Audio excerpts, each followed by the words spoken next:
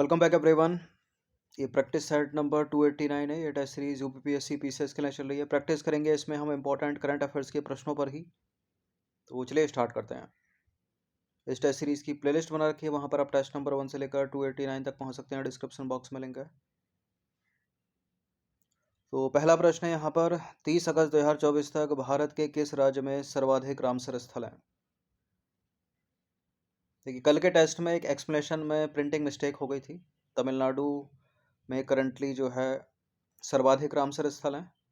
ठीक है, वहाँ 14 लिखा था, 14 नहीं है, 14 के बाद भी अपडेटेड है, 18 है। ठीक है, 18 रामसर स्थल हैं। तो यहाँ उत्तर जो है वो तमिलनाडु ही होगा। तमिलनाडु में सर्वाधिक 18 रामसर स्थल हैं, उत्तर प्रदेश में 10 हैं। तो सर्वाधिक तमिलनाडु में और दूसरे स्थान पर उत्तर प्रदेश। और भारत में कुल मिलाकर कितने हैं? 85।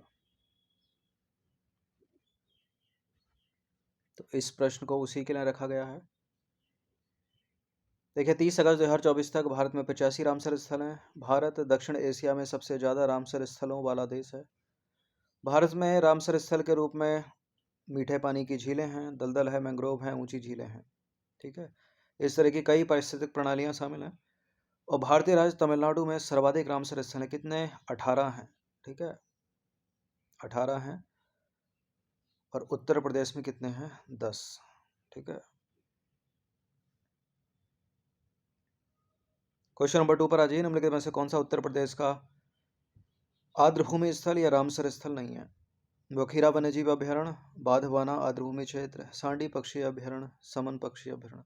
तो उत्तर प्रदेश में 10 हैं। 10 के 10 इंपॉर्टेंट है, याद रखिएगा उनके नाम के साथ। बखीरा वन्यजीव अभ्यारण्य है, सांडी पक्षी अभ्यारण्य है, समन पक्षी अभ्यारण्य है। इसके अतिरिक्त सुर सरोवर है। बांधवाना नहीं है। ठीक है, बांधवाना है गुजरात का। तो बी आंसर हो जाएगा इसका, जो नहीं है। तो उत्तर प्रदेश में रामसर स्थलों की सूची देखें तो यह है क्रम उनका, यह है रामसर स्थल। नवाबगंज पक्षी अभ्यारण्य रामसर स्थल है। पार्वती अर्गा पक्षी अभ्यारण्य रामसर स्थल है, वो यूपी में। समन पक्षी अभ्यारण्य भी है, समरसपुर है। सांडी पक्षी अभ्यारण्य है और सरसई नवर है। सुर सरोवर है, ऊपरी गंगा नदी है यानी ब्रजघाट से नरोरा। और बखीरा वन्यजीव अभ्यारण्य, हैदरपुर वन्यजीव अभ्यारण्य। इनको नाम के साथ याद रखिएगा। वर्तमान संख्या 10 है यूपी में, और तमिलनाडु में सर्वाधिक 18, पूरे भारत में 85। जो वाधवाना आर्द्रभूमि क्षेत्र है वो गुजरात का रामसर स्थल है। इन रामसर स्थलों को अपने राज्य के साथ ही मैच करने के लिए पूछ सकता है। क्वेश्चन नंबर 3, हाल ही में चर्चा में रहे राष्ट्रीय किशोर कुमार पुरस्कार के संबंध में निम्नलिखित में से कौन सा कथन सही है? यह पुरस्कार उत्तर प्रदेश के संस्कृति विभाग द्वारा दिया जाता है। हाल ही में इस पुरस्कार से विधु विनोद चोपड़ा को सम्मानित किया गया है। देखिए, जो राष्ट्रीय किशोर कुमार पुरस्कार है वो मध्य प्रदेश के संस्कृति विभाग द्वारा दिया जाता है। गलत है पहला वाला स्टेटमेंट, और दूसरा भी गलत है। हाल ही में राजकुमार हिरानी को इस पुरस्कार से सम्मानित किया गया है। तो दोनों के दोनों गलत हैं ये। तो इसका आंसर हो जाएगा ऑप्शन नंबर डी। देखिए, किशोर कुमार की विरासत को सम्मानित करते हुए प्रसिद्ध फिल्म निर्माता राजकुमार हिरानी को वर्ष 2024 के प्रतिष्ठित राष्ट्रीय किशोर कुमार पुरस्कार से सम्मानित किया गया।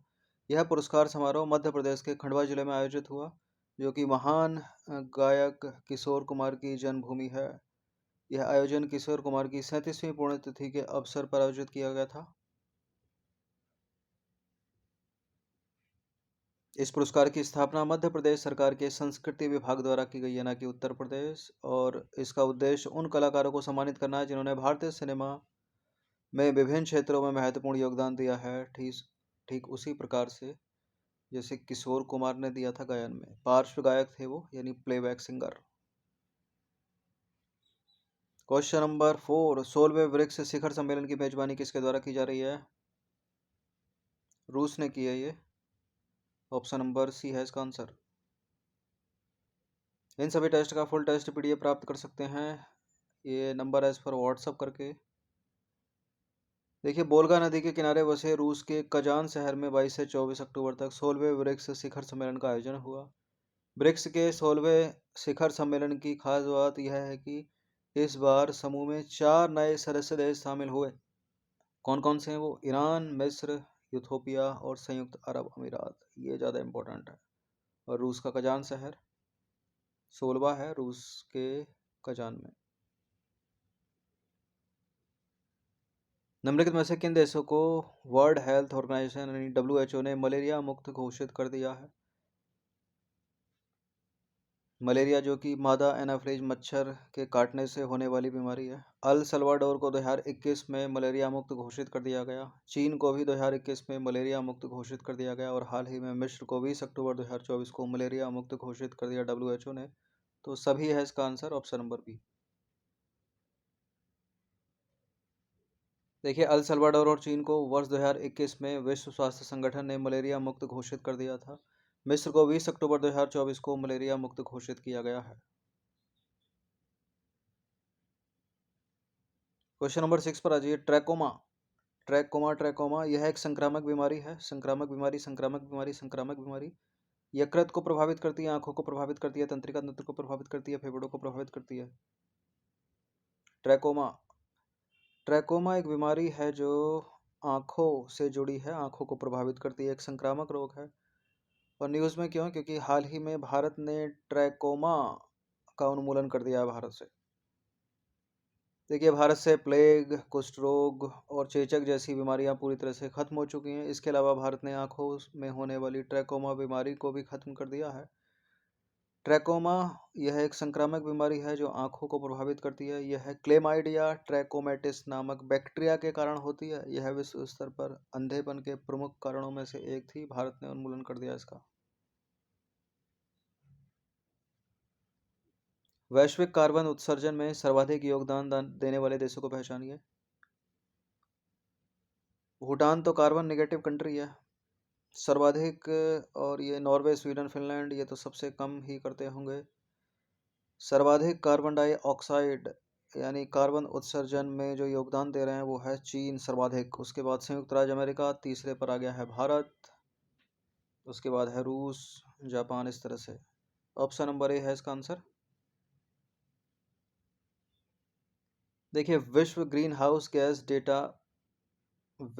हाउस गैस उत्सर्जन डेटा के अनुसार वैश्विक कार्बन डाइऑक्साइड उत्सर्जन में देशों को उनके योगदान के घटते क्रम में यानी डिक्रीजिंग ऑर्डर में लगाएं। यानी सबसे पहले वो आएगा जो सर्वाधिक योगदान कर रहा है, चीन, अमेरिका, भारत आ गया तीसरे पर, चौथा है रूस और पांचवा है जापान।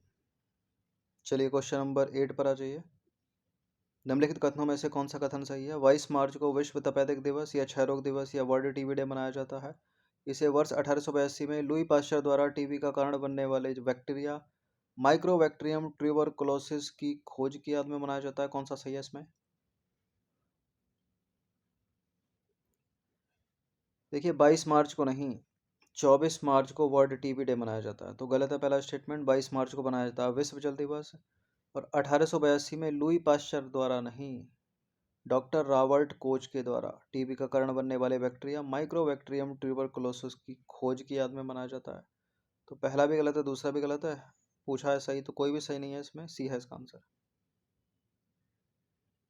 तो 24 मार्च को विश्व तपेदिक दिवस या कह लो विश्व क्षय रोग दिवस या वर्ल्ड टीबी डे मनाया जाता है। वर्ष 1882 में रॉबर्ट कोच द्वारा टीबी का कारण बनने वाले बैक्टीरिया माइक्रोबैक्टीरियम ट्यूबरकुलोसिस, ये नाम याद रखिएगा, अलग से प्रश्न बनेगा इस पर, इसकी खोज की याद में मनाया जाता है। WHO के अनुसार प्रत्येक दिन दुनिया भर में 3,500 लोग टीबी से अपनी जान गंवा देते हैं और लगभग 30,000 लोग टीबी वैसिली से संक्रमित होते हैं। वर्ष 2030 तक टीबी महामारी को समाप्त करना संयुक्त राष्ट्र के सतत विकास लक्ष्यों के स्वास्थ्य लक्ष्यों में से एक है। और भारत का जो राष्ट्रीय क्षय रोग उन्मूलन का लक्ष्य है वो सतत विकास कार्यक्रम से 5 साल पहले है, यानी भारत इसको 2025 तक खत्म करने की कोशिश कर रहा है। क्वेश्चन नंबर 9 पर आ जाइए। फिजियोलॉजी कह लो या मेडिसिन कह लो या चिकित्सा कह लो, 2024 का नोबेल पुरस्कार किस क्षेत्र में प्रदान किया गया? मैसेंजर राइबोन्यूक्लिक एसिड के न्यूक्लियोसाइड बेस संशोधन पर अभूतपूर्व कार्य के लिए, या mRNA की खोज और पोस्ट ट्रांसक्रिप्शन जीन विनिमय में योगदान के लिए, या विलुप्त हो चुके होमिनिन और मानव विकास के जीनोम से जुड़े शोध के लिए, या तापमान और स्पर्श के लिए रिसेप्टर्स की खोज के लिए। चिकित्सा का नोबेल पुरस्कार 2024 मिला है mRNA की खोज और पोस्ट ट्रांसक्रिप्शनल जीन विनिमय में। दो वैज्ञानिक हैं, उनके योगदान के लिए ऑप्शन नंबर बी है इसका आंसर। मैसेंजर राइबोन्यूक्लिक एसिड के न्यूक्लियोसाइड बेस के संशोधन पर अभूतपूर्व कार्य के लिए 2023 का मिला था। और विलुप्त हो चुके होमिनिन और मानव विकास के जीनोम से जुड़े शोध के लिए 2022 का मिला था। और तापमान और स्पर्श के लिए रिसेप्टर की खोजों के लिए 2021 का मिला था। देखिए, हाल ही में स्वीडन के कारोलिंस्का इंस्टीट्यूट में नोबेल असेंबली द्वारा विक्टर एम्ब्रोज एक वैज्ञानिक, दूसरे वैज्ञानिक गैरी रुबकोन को फिजियोलॉजी या मेडिसिन में वर्ष 2024 के नोबेल पुरस्कार से सम्मानित किया गया। वैज्ञानिकों को mRNA की खोज और पोस्ट ट्रांसक्रिप्शनल जीन विनिमय में इसके योगदान के लिए प्रतिष्ठित पुरस्कार मिला इन दोनों को। क्वेश्चन नंबर 10 पर आ जाइए। साल 2024 का अंतर्राष्ट्रीय बुकर पुरस्कार कैरोस किताब को मिला है। यह किताब निम्नलिखित में से किसने अनुवादित की है? लिखित है इनके द्वारा जेनी अर्पनबेक है जर्मनी की, लेकिन पूछा प्रश्न कुछ और है। इनका नाम पूछा है, इनका नाम है एंजेला रोडेल नहीं है, गीतांजलि श्री नहीं है, माइकल हॉफमैन। माइकल हॉफमैन इसका आंसर है। ठीक है, एंजेला रोडेल 2023 के अंतर्राष्ट्रीय बुकर पुरस्कार की अनुवादक हैं। गीतांजलि श्री 2022 के अंतर्राष्ट्रीय बुकर पुरस्कार की अनुवादक हैं। ठीक है, माइकल हॉफमैन 24 के हो गए और अन्ना मोस्कोवाकिस 2021 के अंतर्राष्ट्रीय बुकर पुरस्कार के अनुवादक हैं। ठीक है, at night all blood is black जो उपन्यास है उसका अनुवाद किया था अन्ना मोस्कोवाकिस ने, 21 में मिला था इनको। तो जर्मनी की लेखिका जेनी अर्पनबेक की किताब कैरोस को साल 2024 का अंतर्राष्ट्रीय बुकर पुरस्कार मिला है। यह किताब माइकल हॉफमैन ने अनुवादित की है और यह पुरस्कार 21 मई 2024 को लंदन में आयोजित एक समारोह में दिया गया था इन दोनों को। क्वेश्चन नंबर 11 पर आ जाइए। निम्नलिखित में से कौन सा सही सम्मिलित है? यह है रामसर स्थल, यह है राज्य, कोई एक ही सही सम्मिलित होगा, बाकी सारे गलत होंगे। तवा जलाशय राजस्थान, राजस्थान। काजू वैली पक्षी अभ्यारण्य तमिलनाडु। नजरायन पक्षी अभ्यारण्य उड़ीसा। केवलादेव राष्ट्रीय उद्यान गुजरात। केवलादेव राजस्थान में है तो पहला गलत। नजरायन पक्षी अभ्यारण्य तमिलनाडु में है तो दूसरा वाला भी गलत। काजू वैली पक्षी अभ्यारण्य तमिलनाडु में है तो तीसरा वाला सही। तवा जलाशय है मध्य प्रदेश, सामने लिखा राजस्थान गलत। तो यहाँ केवल करेक्ट कौन सा हो गया? सी। तो ऐसे ही पूछा जा सकता है, सारे के सारे वेटलैंड है। तो भारत के रामसर स्थल केवलादेव राष्ट्रीय उद्यान राजस्थान में, नजरायण पक्षी अभ्यारण्य तमिलनाडु, काजू वैली पक्षी अभ्यारण्य तमिलनाडु। तमिलनाडु में सर्वाधिक रामसर स्थल वर्तमान में 18 और तवा जलाशय मध्य प्रदेश का, न कि राजस्थान का। ठीक है, अगस्त 2024 में इन तीनों को रामसर स्थल का दर्जा मिला, जिससे भारत में रामसर स्थलों की संख्या 82 से 85 हो गई थी। रामसर स्थल के बारे में प्रश्न है, निम्नलिखित कथनों पर विचार करेंगे। इनकरेक्ट स्टेटमेंट को पहचानना है। रामसर स्थल आर्द्रभूमि के संरक्षण और सतत उपयोग के लिए अंतर्राष्ट्रीय मान्यता प्राप्त स्थल होते हैं। भारत ने 1 फरवरी 2002 को इस कन्वेंशन पर हस्ताक्षर किए थे। पहला तो पढ़ना इसी करेक्ट लग रहा है और दूसरा गलत है। भारत ने 1982 में 1982 में इस कन्वेंशन पर हस्ताक्षर किए थे। एग्जैक्ट डेट के साथ याद रखिएगा। तो इनकरेक्ट कौन सा है? केवल दो। देखिए, आर्द्रभूमि स्थल आर्द्रभूमि के संरक्षण और सतत विकास के उपयोग के लिए अंतर्राष्ट्रीय मान्यता प्राप्त स्थल होते हैं।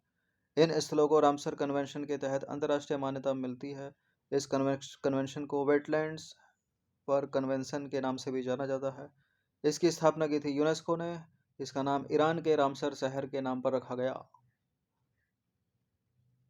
ठीक है, जहां वर्ष 1971 में इस कन्वेंशन पर हस्ताक्षर हुए थे। भारत ने 1 फरवरी 1982 को, कब? 1 फरवरी 1982 को इस कन्वेंशन पर हस्ताक्षर किए थे, ना कि 2002 में। तो गलत है दूसरा वाला स्टेटमेंट, वही आंसर है क्योंकि गलत बताना है।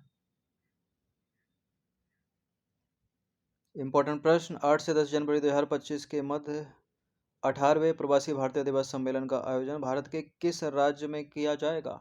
राज्य पूछ सकता है, शहर पूछ सकता है, कुछ भी पूछ सकता है। कहाँ किया जाएगा? उड़ीसा में किया जाएगा, उड़ीसा के भुवनेश्वर में।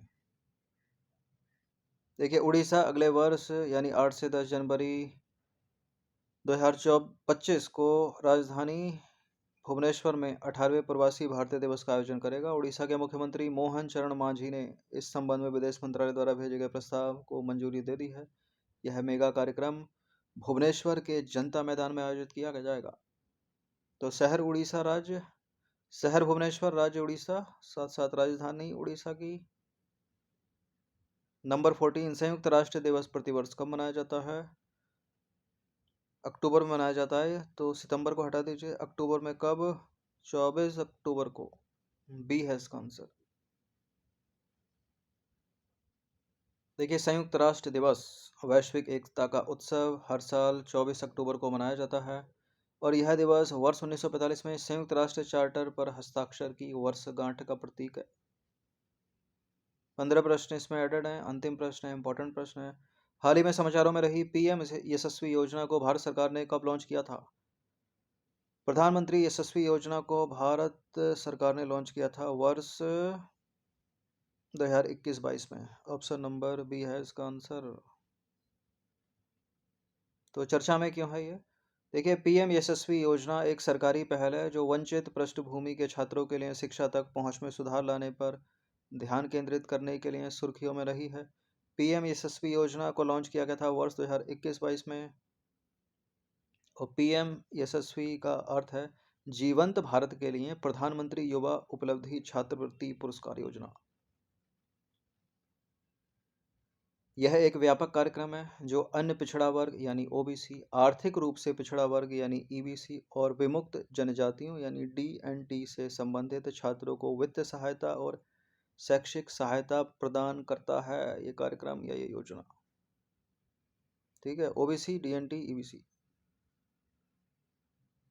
तो 15 प्रश्न ये इंपॉर्टेंट थे करंट अफेयर्स के। इनकी प्रैक्टिस 1 से 2 बार कर लीजिएगा। इनकी फुल टेस्ट पीडीएफ आप प्राप्त कर सकते हो, परचेज कर सकते हो। पेड टेलीग्राम ग्रुप में आपको ज्वाइन होना पड़ेगा। 1 टाइम पेमेंट 499 का। हर दिन प्रैक्टिस करते रहिएगा।